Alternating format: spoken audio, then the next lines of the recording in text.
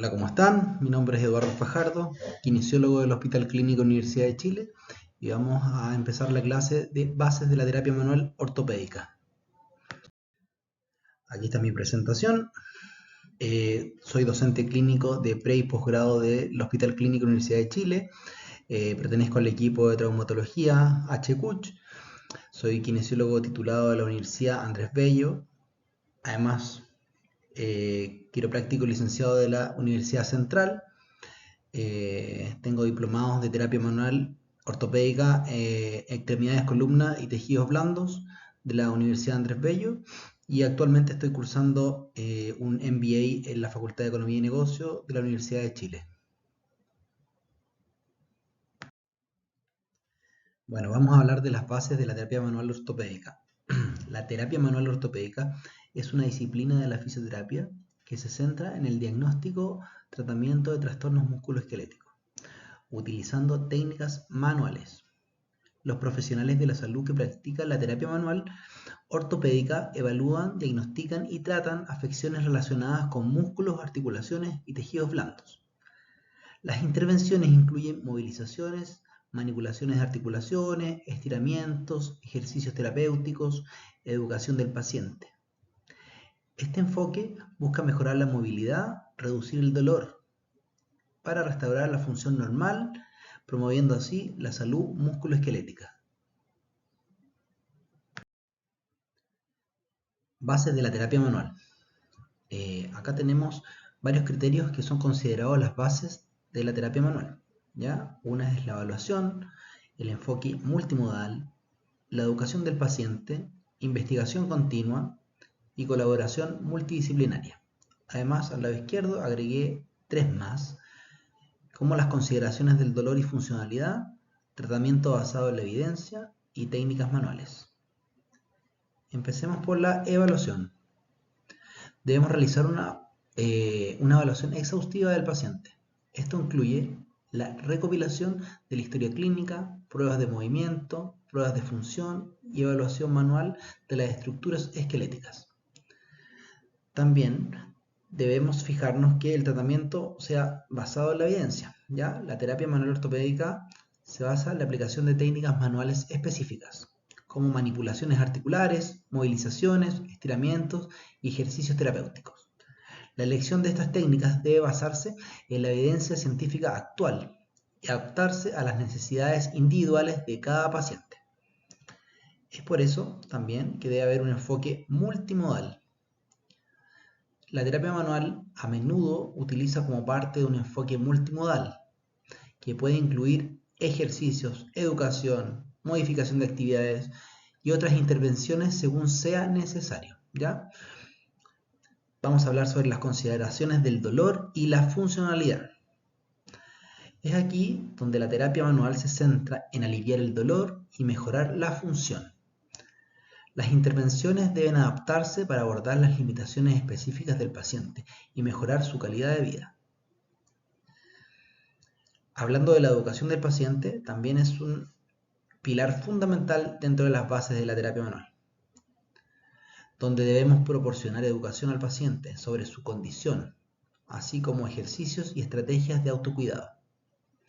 Esta es una parte integral de la terapia manual ortopédica. Además, esto ayuda a empoderar al paciente para que participe activamente en su proceso de recuperación. Además, nosotros como tratantes y terapeutas debemos generar una investigación continua.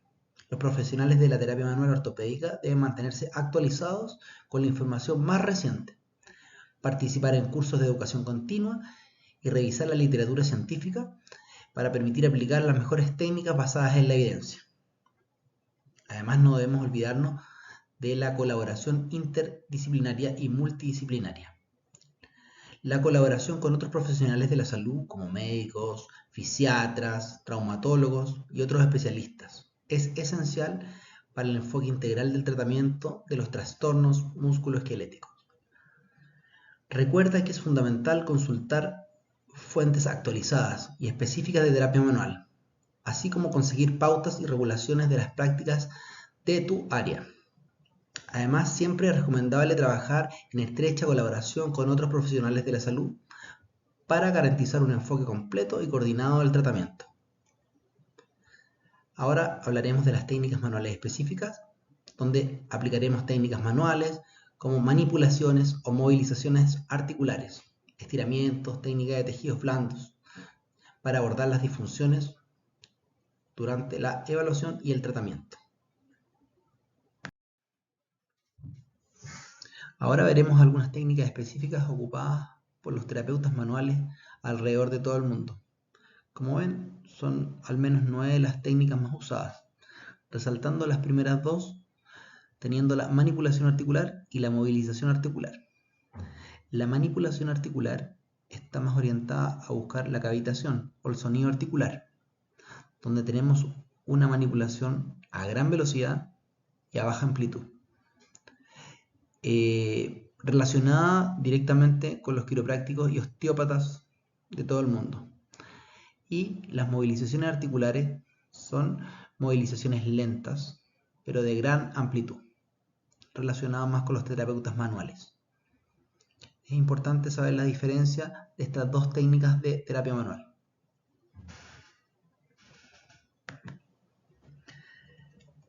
Bien, ahora definiremos la manipulación articular. La manipulación articular es una técnica de la terapia manual que implica una aplicación de fuerza controlada direccionada a una articulación específica, con el objetivo de mejorar la movilidad y de reducir el dolor, ¿ya? Las dos técnicas, tanto la manipulación como la movilización, buscan estos dos objetivos: mejorar la movilidad y reducir el dolor. Como vamos a ver más adelante en la literatura, en todas las revisiones, las técnicas de terapia manual están orientadas a mejorar la movilidad y el dolor. Esta técnica busca restaurar la función normal de la articulación y puede generar un clic característico. Ese clic característico también es llamado cavitación. Ahora hablaremos de la movilización articular, más relacionada con los terapeutas manuales. Como ya lo dijimos, son movimientos de gran amplitud y de baja velocidad. A diferencia de la manipulación, la movilización implica movimientos más suaves y graduales de las articulaciones. Se adapta a las necesidades del paciente y se utiliza para mejorar la amplitud de movimiento, reducir la rigidez y aliviar el dolor. Otra de las técnicas usadas también por los terapeutas manuales, kinesiólogos, es la liberación miofacial. Tenemos que la fascia es un tejido conectivo que rodea los músculos, huesos y órganos. La liberación miofacial implica la aplicación de presión sostenida para liberar tensiones y mejorar la elasticidad de la fascia. Se utiliza para tratar restricciones en la movilidad y aliviar el dolor.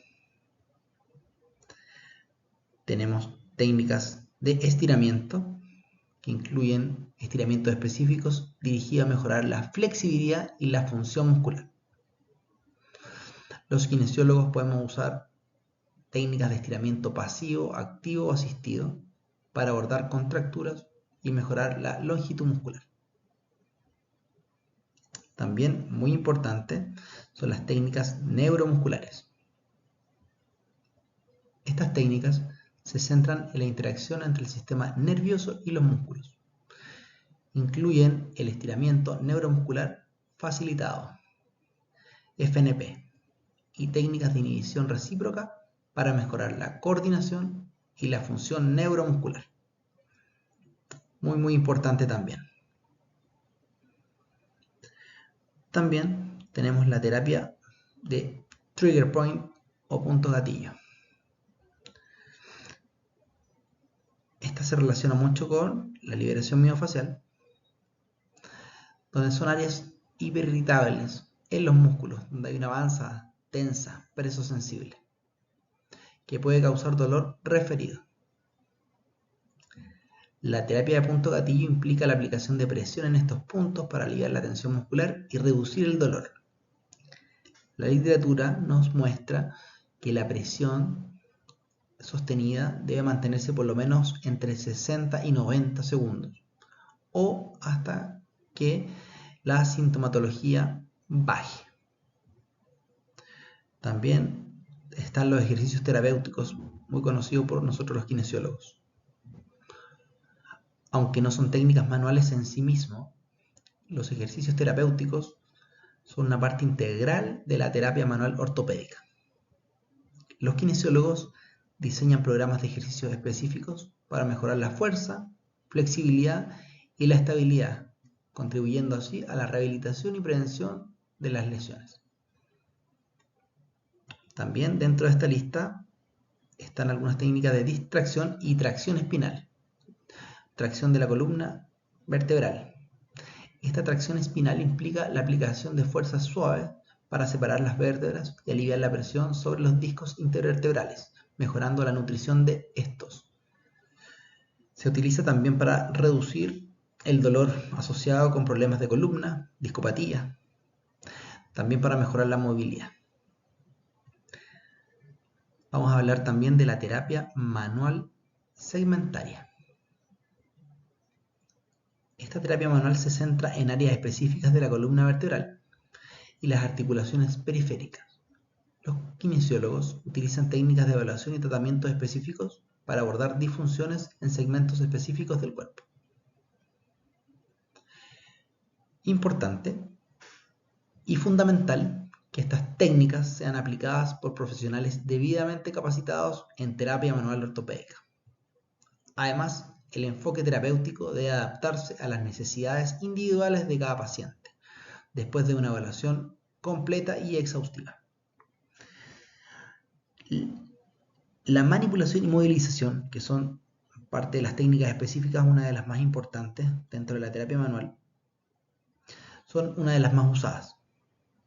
Si bien son técnicas diferentes, los efectos fisiológicos que buscan están alineados directamente a la disminución del dolor y mejorar la funcionalidad, como lo dice toda la evidencia.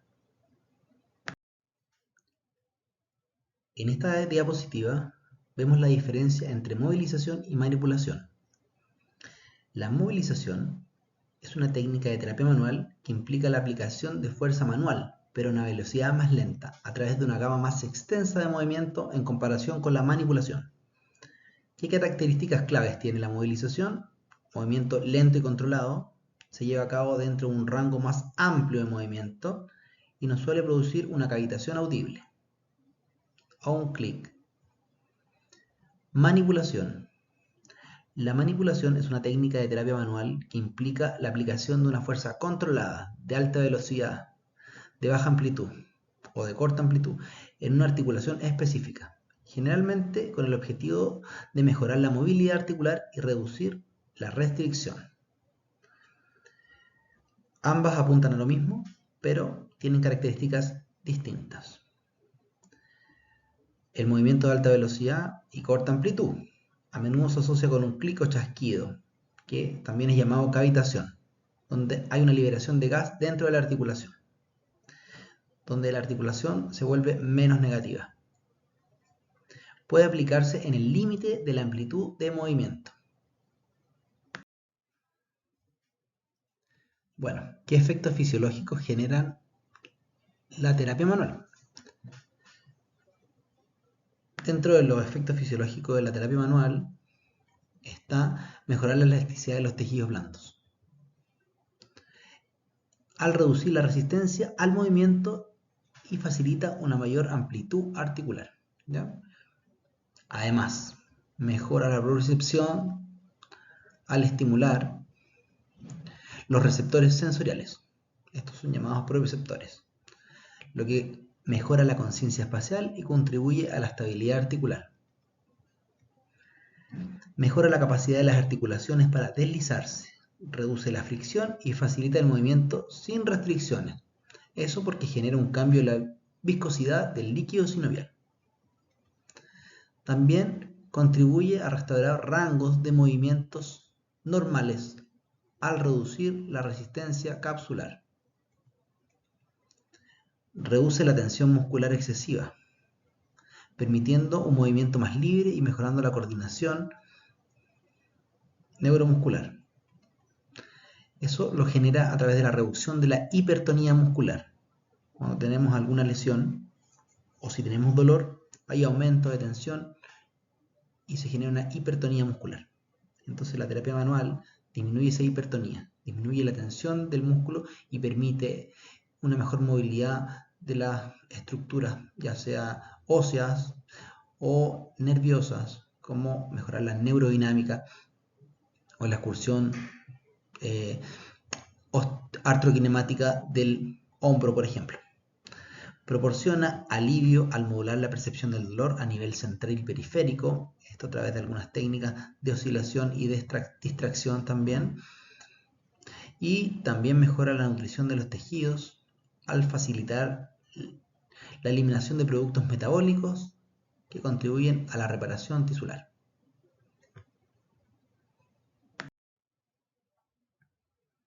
La terapia manual es aprendizaje motor.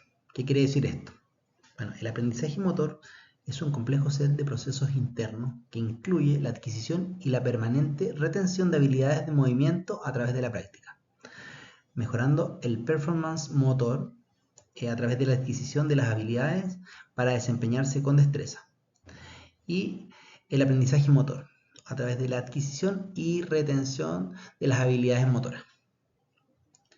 Recordar que el aprendizaje motor es un proceso que involucra la adquisición de habilidades motoras a través de la práctica y la experiencia. En el contexto de la terapia manual, los terapeutas desarrollan habilidades motoras finas y de coordinación para realizar técnicas específicas de evaluación y tratamiento.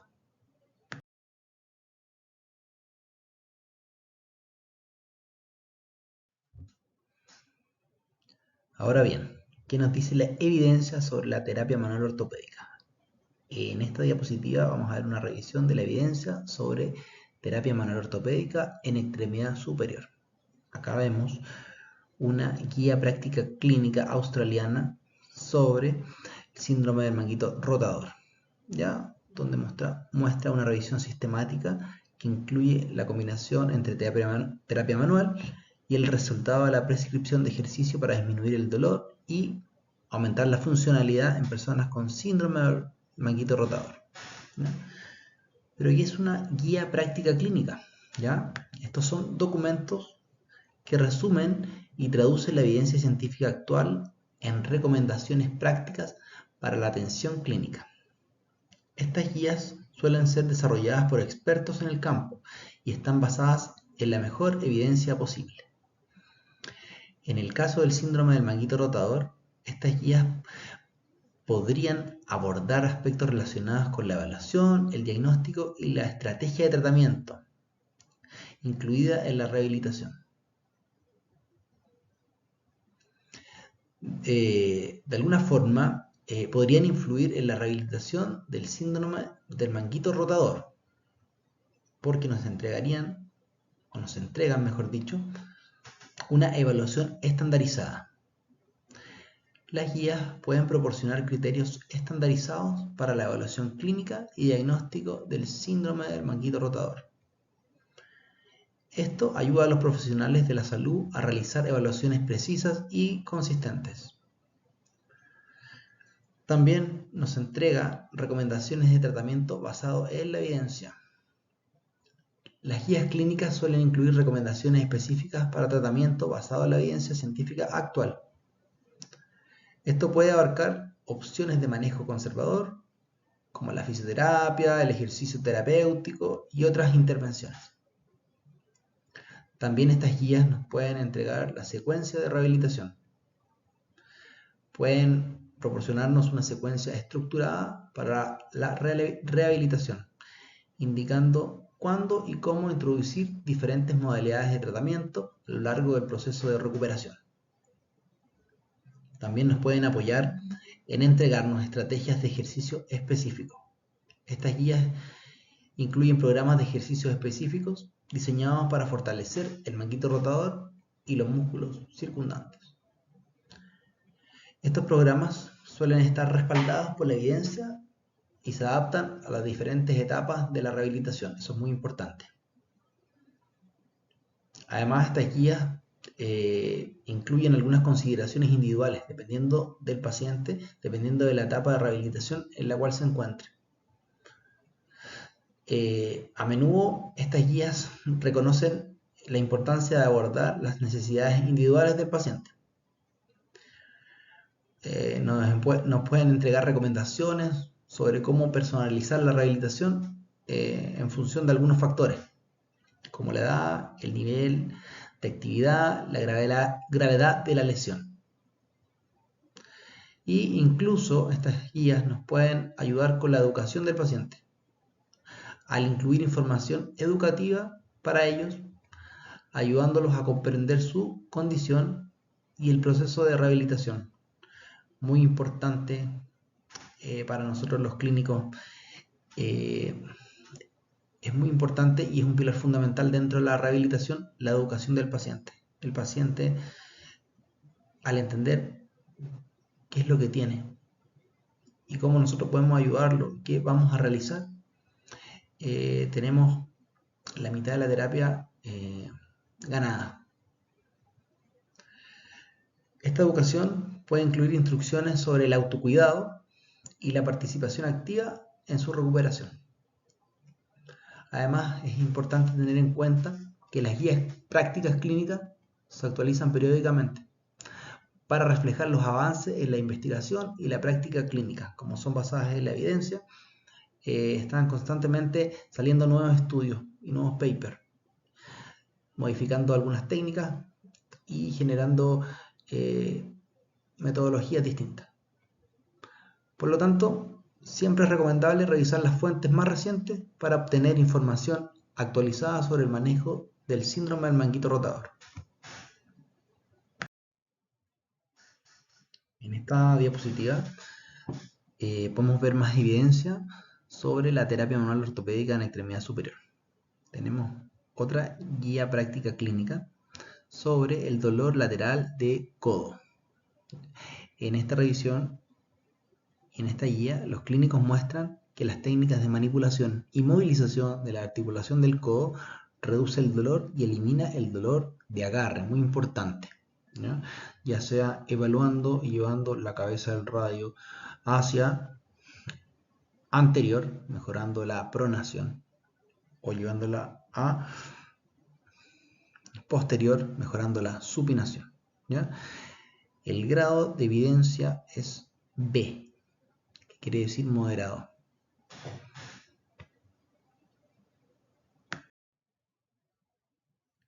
En esta diapositiva también hay una revisión sistemática sobre el dolor lateral de codo y la manipulación de la muñeca, ¿ya? Donde la evidencia es convincente que la manipulación articular afecta positivamente sobre el dolor.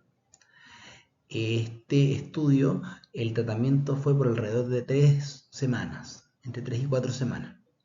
Y lo que más se pudo evidenciar es con un aumento de la función de agarre. Esto lo hicieron en comparación al ultrasonido, al láser, masaje de fricción y ejercicios específicos para la epicondilitis. Aquí, bueno, este estudio encontró que es efectivo usar la manipulación de muñeca, por lo menos durante 3 semanas, y esto reduce el dolor en forma significativa. Dentro de las funciones, la función de agarre fue la que mostró mejor resultado. Y también mejoró la función de la muñeca en cuanto al rango.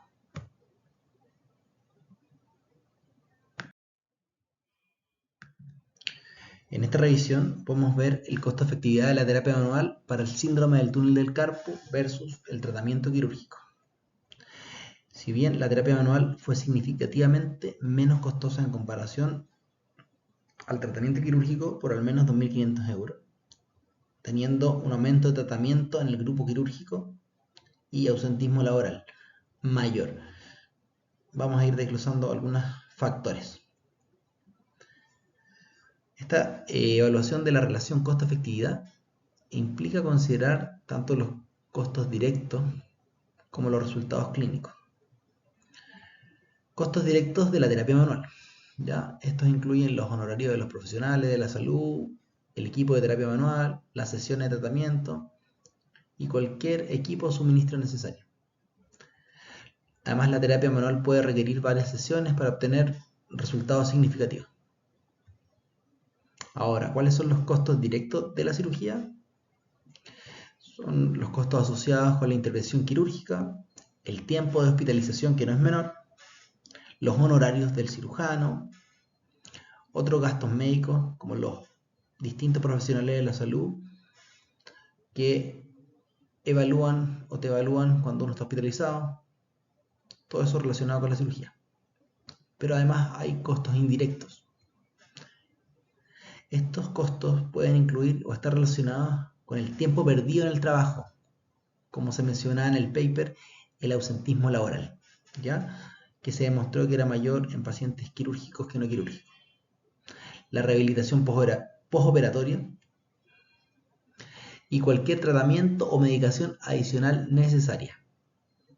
Por ejemplo, inflamación, adherencia a la cicatriz, etc. Además están los factores de los resultados clínicos. Esto se refiere a la mejora de los síntomas y de la funcionalidad del paciente. Aquí la eficacia de la terapia manual y la cirugía en el tratamiento de síndrome o trastorno del síndrome del túnel del carpo puede variar según la gravedad de los síntomas y la respuesta individual del paciente, donde pueden haber complicaciones, también recurrencias. También esto se debe considerar la tasa de complicaciones y posibilidades de recurrencia en ambos enfoques.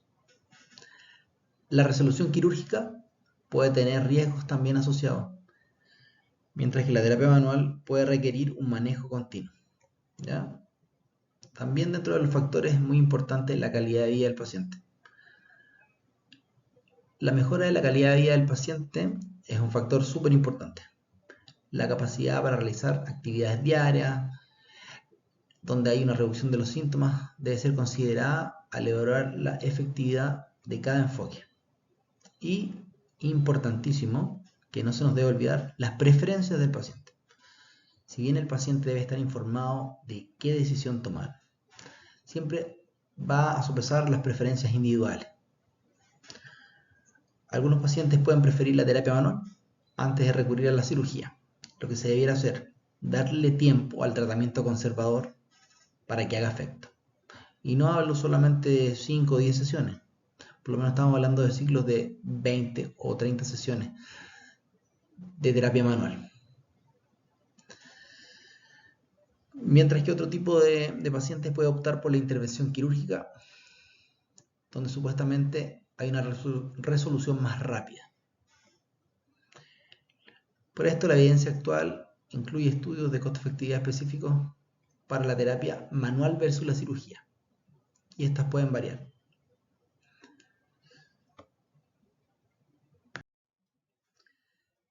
¿Cuáles son las claves para una buena examinación? Lo importante al momento de examinar un paciente es definir el mecanismo dominante que genera el dolor, ¿ya? Es por eso que tenemos que ver si el dolor es un dolor nociceptivo, dolor nociplástico, dolor neuropático, o es un conjunto o un mix de ambos. Vamos a ver algunas definiciones. El dolor nociceptivo es el resultado de la activación de los receptores de dolor llamados nociceptores. Estos detectan estímulos dañinos o que son potencialmente dañinos. Este tipo de dolor es una respuesta normal del cuerpo a una lesión, a una enfermedad, y suele ser bien agudo y súper localizado. ¿Qué características tiene este dolor? Hay una activación de los nociceptores, está asociado con daño tisular o inflamación, tiene una respuesta protectora del organismo. El dolor nociplástico, ¿ya? Es distinto al dolor nociceptivo. ya que este se caracteriza por la alteración del procesamiento de la señal dolorosa en el sistema nervioso central. Y aquí no hay una evidencia de lesión tisular persistente o algún daño periférico, o algún golpe, alguna herida, alguna injuria. Este más bien es un dolor crónico, que no sigue las vías tradicionales de la nocicepción, ¿ya?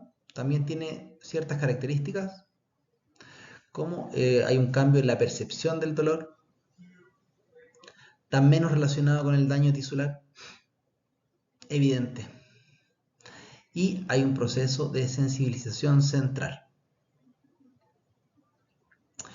Y hay otro dolor, que es el tercero, que está en esta lista, que es igual de importante, ver si es un dolor neuropático.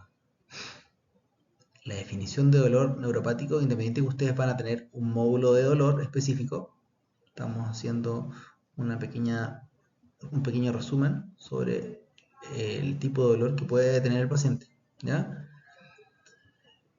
Entonces hablamos del dolor neuropático. Este se origina directamente del sistema nervioso y este puede deberse a lesiones o disfunciones del sistema nervioso central o periférico. Este tipo de dolor puede ser crónico y también puede presentar diversas características como quemazón, hormigueo o incluso sensación de descargas eléctricas.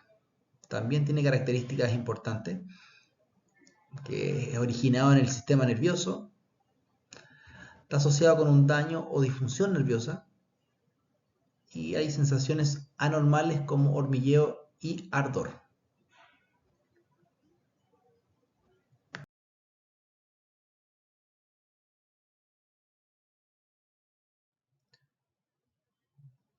Ahora vamos con la evaluación.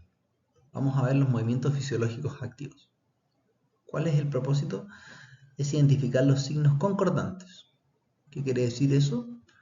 Que son aquellos movimientos o posiciones que reproduce el dolor del paciente, por los cuales el paciente vino a atenderse. Los hallazgos positivos servirán de tratamiento para el dolor nociceptivo. Al haber muchas articulaciones en la examinación, está bien redefinir algunos movimientos específicos. Y importante, generar sobrepresión en las articulaciones cuando no hay dolor.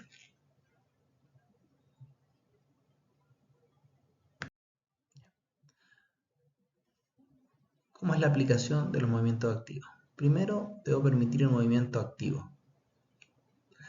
Segundo, tengo que evaluar si es doloroso y si el dolor es concordante, por la razón por la cual acude el paciente. Tercero, el paciente debe repetir el dolor hacia el dolor, o sea, tiene que tocar donde genera la molestia. Y cuarto, si es que no hay dolor con el movimiento, hacer sobrepresión sobre la articulación, para estar seguro que no hay ni una disfunción en esa área.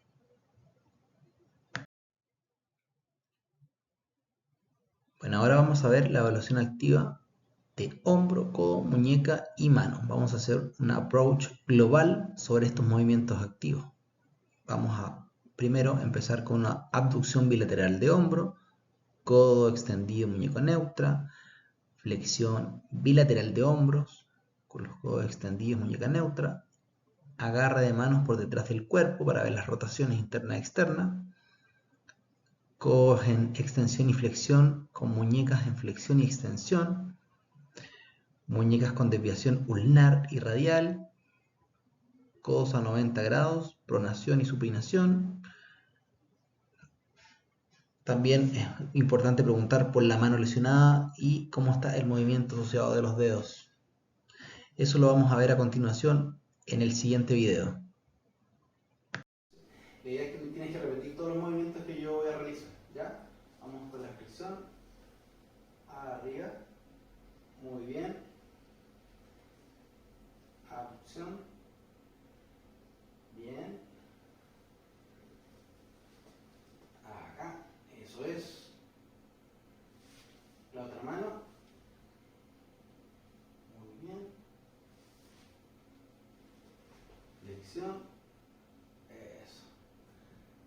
extensión.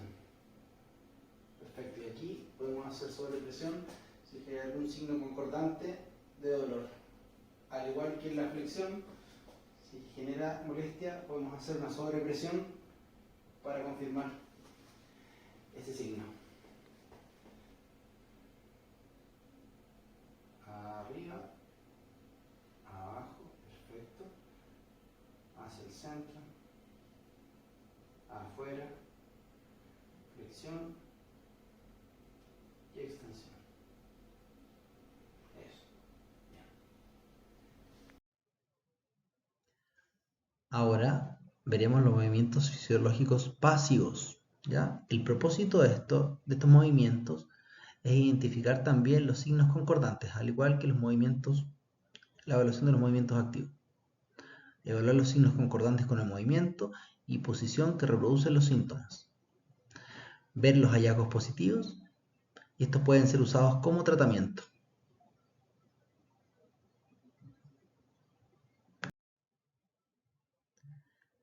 Veremos los movimientos fisiológicos pasivos. Primero, debemos mover al paciente fisiológicamente a través del rango. Segundo, evaluar si duele y si el dolor es concordante. Tercero, repetir un movimiento pasivo hacia el dolor.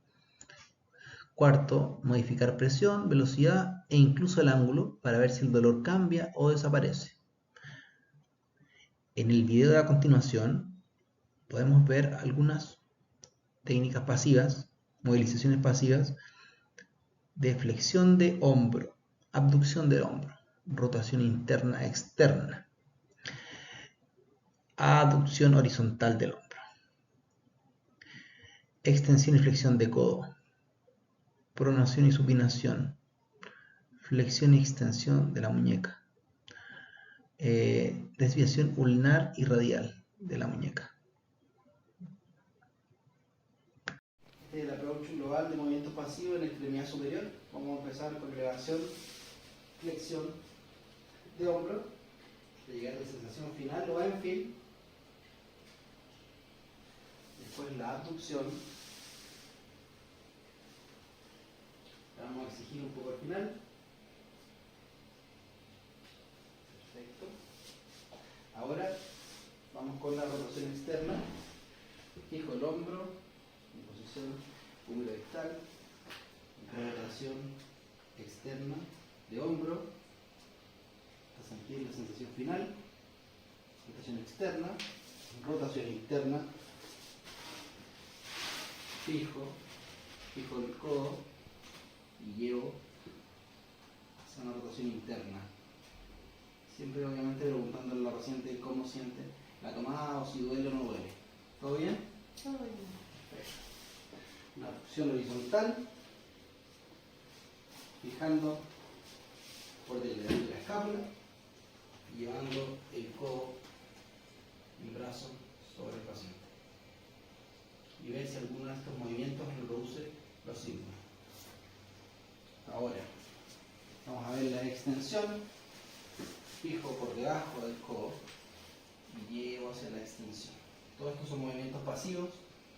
También podemos evaluar varo y valgo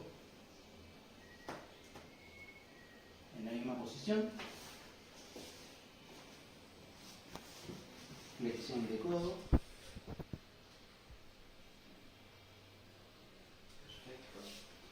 Ahora vamos a evaluar la supinación y la pronación.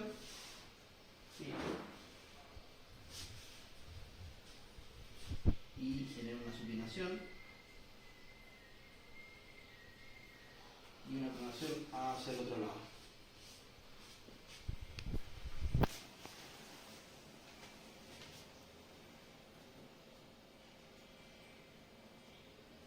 Perfecto. Ahora una supinación y una pronación distal. Fijo la muñeca y supino la mano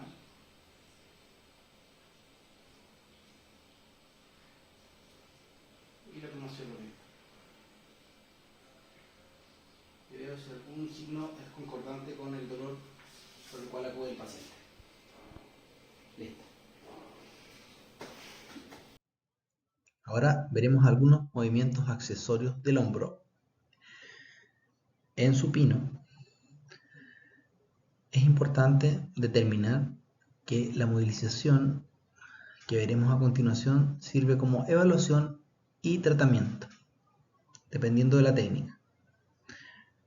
Primero veremos la tracción de la articulación glenohumeral para descoaptar la articulación, mejorar el flujo sanguíneo y lubricación articular. Técnica muy requerida en tendinopatías y artrosis de hombro. También veremos el movimiento del glide inferior articular glenohumeral. Dentro de los glide o deslizamientos de la articulación glenohumeral, el glide inferior y posterior son los más importantes, ¿ya? Lo que generan mayor diferencia y mejoran mayor la funcionalidad y disminuyen en mayor cuantía el dolor, porque tienen que ver con la orientación donde debe estar el hombro, ¿ya? Si mejoramos el deslizamiento inferior y posterior, mejoraremos la posición del hombro en las actividades de la vida diaria. También llevaremos de posterior a anterior la articulación acromioclavicular, y también se puede realizar un glide inferior de la articulación esternoclavicular desde su porción más proximal, con pulgar reforzado de superior a inferior.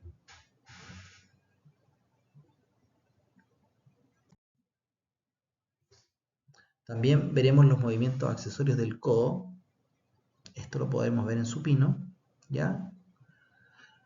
Excepto la extensión del codo, que la veremos en prono, donde nos posicionaremos con nuestros 2 pulgares en el olecranon, generaremos una distracción y mejoraremos la extensión del codo con una leve flexión. Movimientos antero-posterior de la articulación húmero-ulnar para mejorar la flexión, y también movimiento de la radiohumeral, también para mejorar la flexión de codo. O sea, veremos estos movimientos accesorios para mejorar la extensión y la flexión del codo.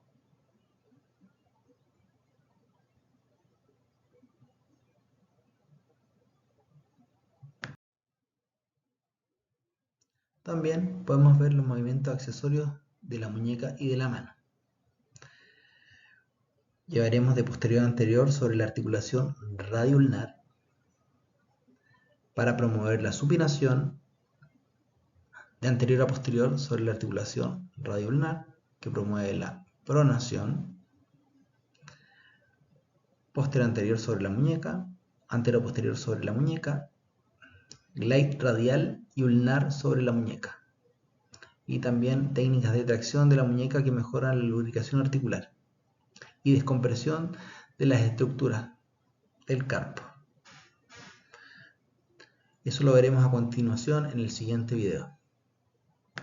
Yep.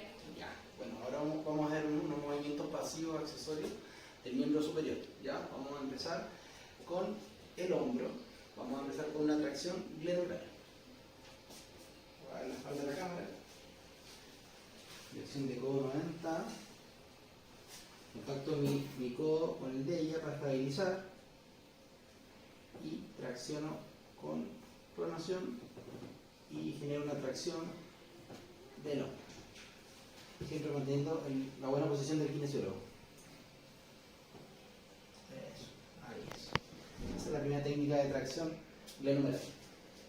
La segunda técnica es glide posterior. Un poquito más a la orilla, perfecto. Estabilizo en la región del codo. Con mi mano derecha voy a tomar el eje del húmero y lo vamos a llevar hacia posterior. De una forma muy gentil, porque es una zona que también puede generar harto dolor.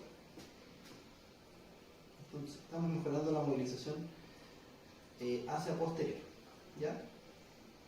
Esos son uno de los movimientos que más se limitan en el hombro. Ahora vamos a ver el glide inferior. ¿Cómo lo voy a hacer? Voy a estabilizar el hombro. Voy a colocar mi pierna izquierda adelante. Y con mi mano voy a llevar el hombro hacia el deslizamiento inferior. Con un movimiento de mi cadera. Me apoyo en mi cadera y lo llevo hacia inferior.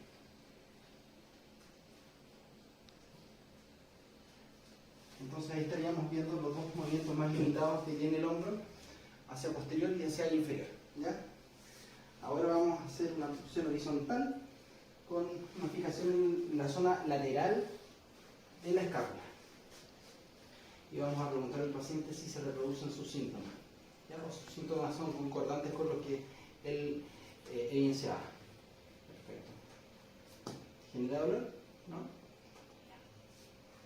Súper. Boca abajo. Ahora vamos a ver la extensión de codo. Boca abajo.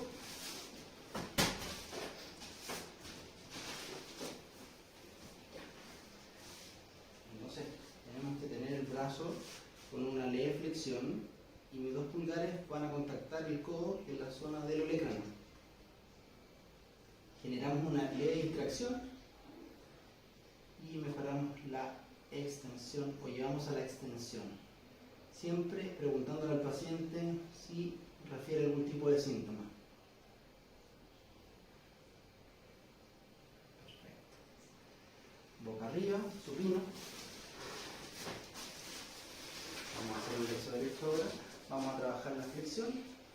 Una de las formas de trabajar la flexión es trabajando la articulación húmero-ulnar,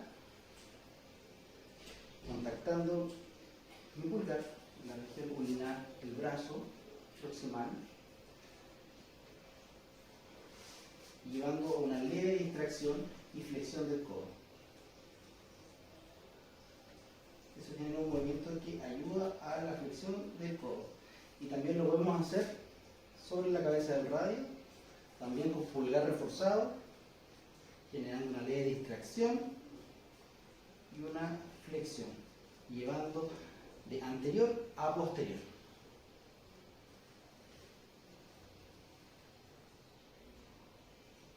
Eso. ¿Algún dolor? ¿Molestó? Es una técnica que hay que tener mucho cuidado porque es súper sensible. Ahora. Así.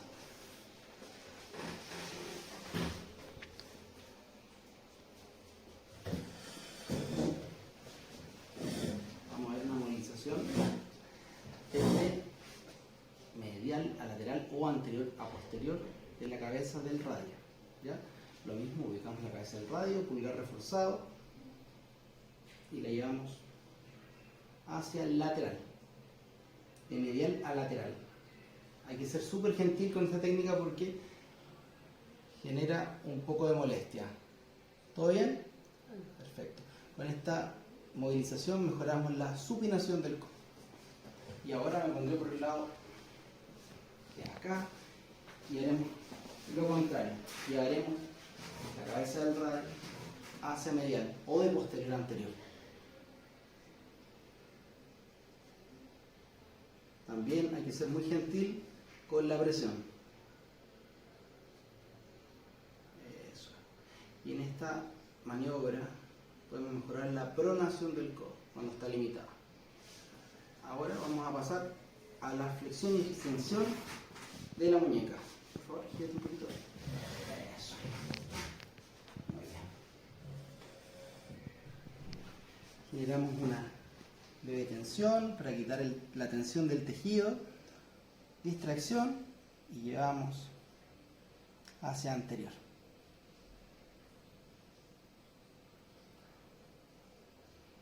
Contrario, supinación, también quitamos la tensión del tejido, distracción y llevamos hacia posterior. Siempre preguntándole al paciente si siente o no síntomas. Y la última es la radialización y ulnarización. Comprimo, distraigo y llevo hacia la ulna. Y fijando la muñeca llevo hacia el radio.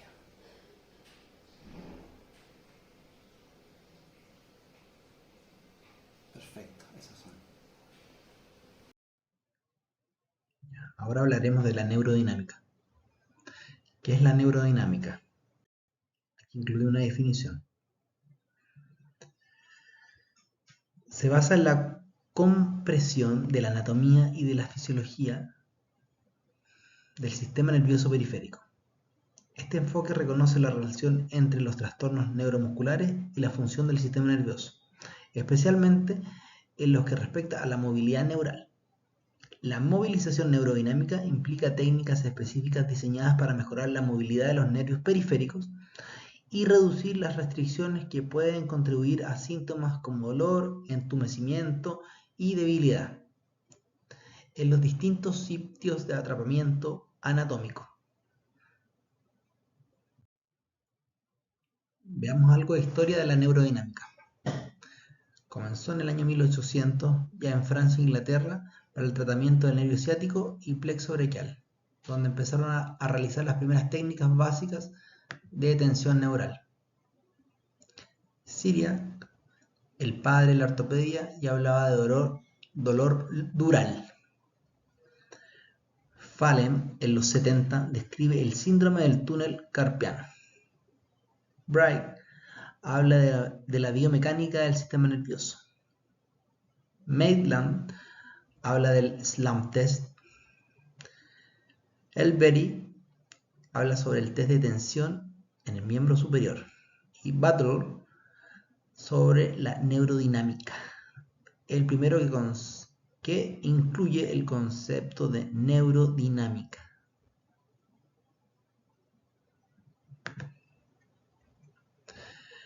Si bien el cuerpo, entre más amenaza siente, menos deja mover extremidades, músculos, nervios.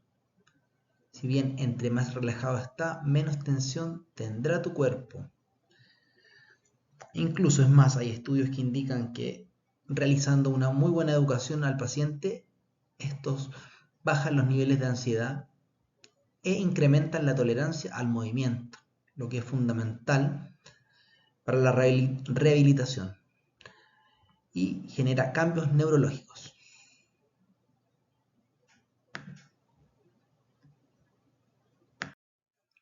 Vamos a hablar sobre la movilización del sistema nervioso, pero para ello debemos tener claro ciertos conceptos, como la tensión neural adversa, que así fue llamada la neurodinámica en sus inicios, y cambiada por ciertos autores. Ya la neurodinámica moderna habla no solo que es estirar nervios, que sería apagar fuego con fuego, sobre todo en pacientes con dolor crónico, ya que no queremos realizar una técnica que duela y el paciente quede con miedo. Está claro que si borras el miedo y la ansiedad del paciente, los niveles de dolor bajarán y podrás trabajar mucho mejor con él. El dolor en el tratamiento nunca es una opción. Lo repito, el dolor en el tratamiento no es una opción. Entonces, la neurodinámica es otra forma de modular los inputs del sistema nervioso y cambiar los outputs, que pueden ser dolor, parestesia y debilidad. Se habla de un sistema neuroortopédico, ¿ya? Ya que no solo importa lo mecánico, eso es fundamental. También queremos ver el tema de deslizamiento versus tensión. En la neurodinámica van a haber dos tipos de técnicas que van a servir para generar alivio. La tensión neural, desde tensión neural y desde deslizamientos, ¿ya? Ahí vamos a explicar cuál usar primero y cuál usar después. En deslizamiento versus tensión, el dolor crónico aumenta la tensión neural, lo que aumenta la ansiedad. Y es muy importante, según los últimos estudios, tener mucha interacción con el paciente, ¿ya? Entre más interacción tengas con el paciente, mejor será su rehabilitación, incluyendo la educación y refuerzo positivo. Siempre la educación debe ser amigable. Y como ya dije anteriormente, la interacción es parte fundamental de ella, bajando los niveles de ansiedad, incluso sin tocar al paciente. La neurodinámica genera al menos un 80% cambios rápidos y mejora la función. Genera un cambio en la percepción del dolor. En la perspectiva moderna, por ejemplo, el síndrome del túnel del carpo es quirúrgico en algunas ocasiones. Pero debemos considerar que hay una compresión neural y esta compresión neural no sea totalmente la causa del problema en el retináculo flexor, sino que puede haber un atrapamiento en el antebrazo, bajo el bíceps, pectoral menor, escaleno medio, primera costilla, etc. O sea, la perspectiva moderna habla de que debemos fijarnos en todo el aspecto, en todo el recorrido del nervio, ¿ya? Y también vamos a hablar sobre la inflamación neurogénica, que ese es capítulo de otro módulo.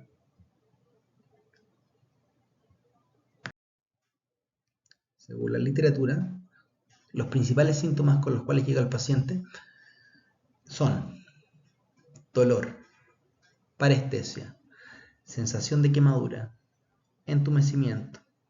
Este puede aparecer con los movimientos corporales, incluso cambios en el tejido circundante. Bueno, acá debemos tener cuidado con ciertos parámetros, ¿ya? Acá hay un link al estrés del sistema nervioso. Cuando hay una sensibilización central, cuando hay una inflamación, también las posturas antiálgicas nos dan, es un indicador potente.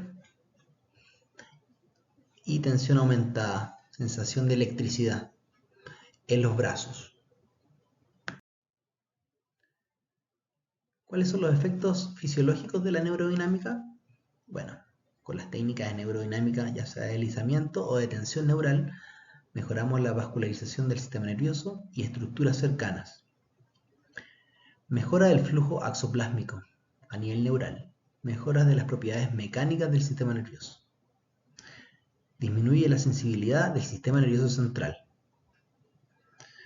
Algunos estudios nos indican, estos estudios recientes muestran que la neurodinámica es efectiva en el tratamiento de síndrome del túnel del carpo. La movilización posterior anterior en la región lumbar cambia luego de aplicar neurodinámica, súper importante. Y la sensibilidad es mayor que la electromiografía para detectar síndrome del túnel carpiano. Algunos puntos generales del tratamiento. Tensión y deslizamiento involucra movilización del sistema nervioso, que son nuestras dos técnicas de neurodinámica.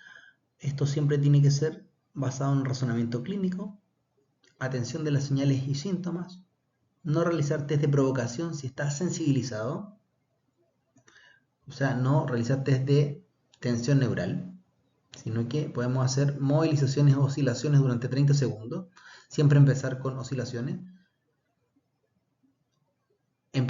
Se empieza con deslizamiento y avance a los test de tensión. Es importante mezclar las técnicas articulares, tejidos blandos y neurodinámica. Las tres pueden convivir perfectamente. Según mi opinión, yo empiezo con técnicas de tejido blando en el recorrido del nervio. Mejora generalmente el rango cuando está disminuido. Por ejemplo, si estoy haciendo una liberación o estoy haciendo una movilización del nervio radial y veo que hay falta de extensión, genero con técnica de tejido blando un gancho en la región del nervio donde está la sensibilidad del nervio por todo el recorrido, y eso mejora un poquito el rango de movimiento. Y después se pueden hacer las técnicas con mayor facilidad. ¿Ya?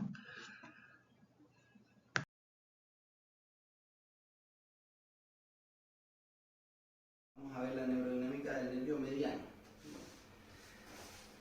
Vamos a estabilizar el hombro con mi codo para que no ascienda y se mantenga estable. Luego debemos llevar una abducción de 90 grados, estabilizando el codo y generando una rotación externa completa. ¿Ya? Es muy importante eso, mantener rangos completos en la neurodinámica para que sea más efectiva. Luego realizamos una extensión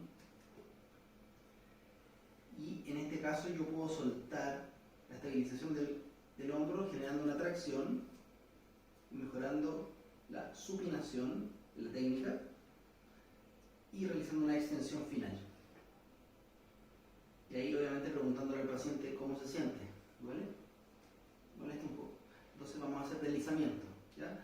Solo podemos empezar con deslizamiento de la muñeca.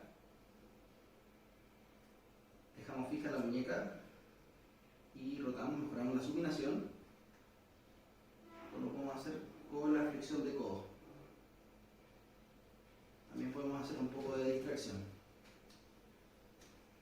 O mejorar la inclinación de la cabeza. Inclina, dobla. Inclina y vuelve. Eso es. Súper.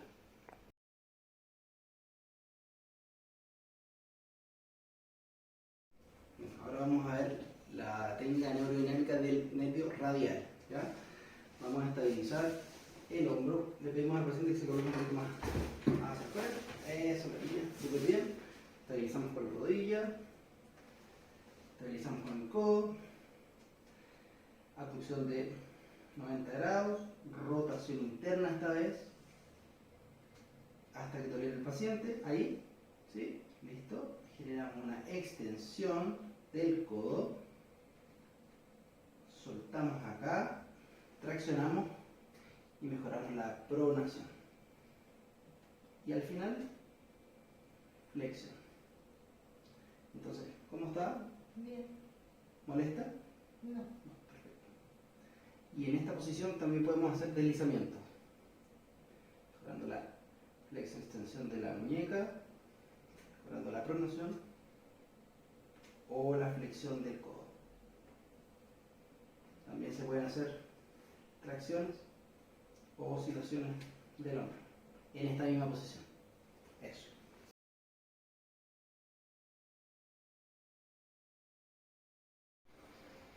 Ahora vamos a ver la neurodinámica del nervio cubital. ¿Ya?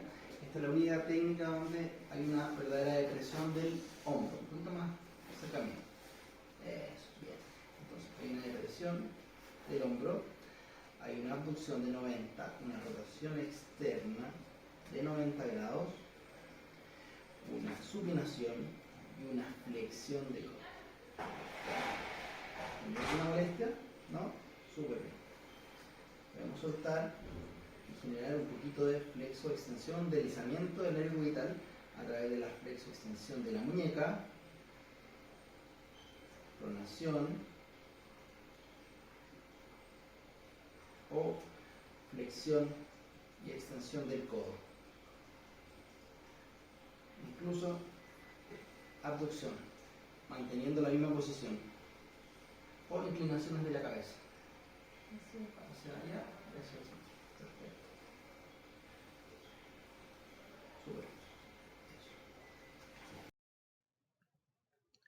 En conclusión, podemos ver que indudablemente en el desarrollo de nuestra profesión, la búsqueda de bienestar del paciente va de la mano con la adquisición de nuevas herramientas terapéuticas que ayudan al clínico a mejorar la vida de los pacientes.